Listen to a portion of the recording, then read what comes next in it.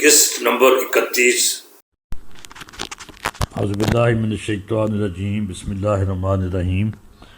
محترم ناظرین کرام، سامعین نظام، السلام علیکم ورحمۃ اللہ وبرکاتہ۔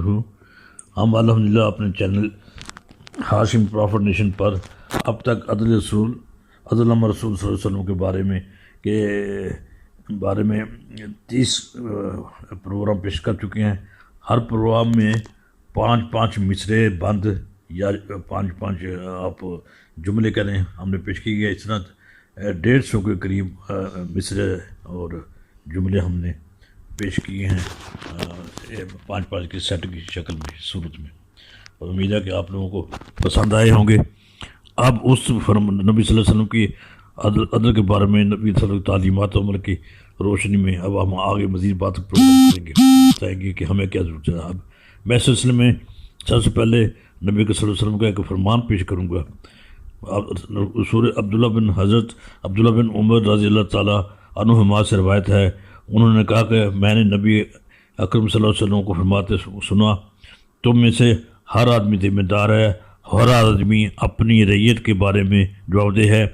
چنانچہ امیر ذمہ دار ہے، مرد اپنے گھر والوں پر ذمہ دار ہے، عورت اپنے شوہر کے گھر اور اس کے بچوں پر ذمہ دار ہے۔ اس طرح تم میں سے ہر شخص نگران ہے اور اس سے اس کے ماتحتوں کے متعلق سوال کیا جائے گا۔ ایک روایت میں ہے کہ تم میں سے ہر آدمی نگہبان ہے اور ہر کوئی اپنی رعیت کے بارے میں جواب دہ ہے۔ چنانچہ لوگوں کا امیر ان کا نگہبان ہے، وہ اپنے رعیت کے بارے میں، اپنے رعایا کے بارے میں جواب دہ ہے۔ مرد اپنے گھر والوں کا نگہبان ہے اور ان کے بارے میں جواب دہ ہے۔ عورت اپنے شوہر کے گھر کی نگہبان ہے، اس کے بارے میں جواب دہ ہے۔ اور غلام اپنے مالک کے مال کا نگہبان ہے اور اس کے بارے میں جواب دہ ہے۔ اس طرح تم میں سے ہر شخص نگران ہے اور اس سے اس کے متعلق کے متعلق سوال کیا جائے گا۔ یہ صحیح حدیث ہے اور متفق علیہ ہے۔ اس حدیث شریف کی روشنی میں ہم میں سے ہر ایک کو اپنی اپنی ذمہ داریاں کما کو ادا کرنی چاہیے۔ اسی سے نبی صلی اللہ علیہ وسلم کے عدل کے بارے میں ہماری گزارشات پر عمل ہو سکے گا۔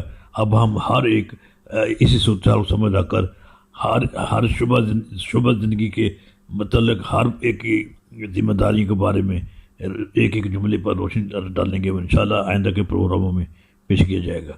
والسلام علیکم ورحمۃ اللہ وبرکاتہ۔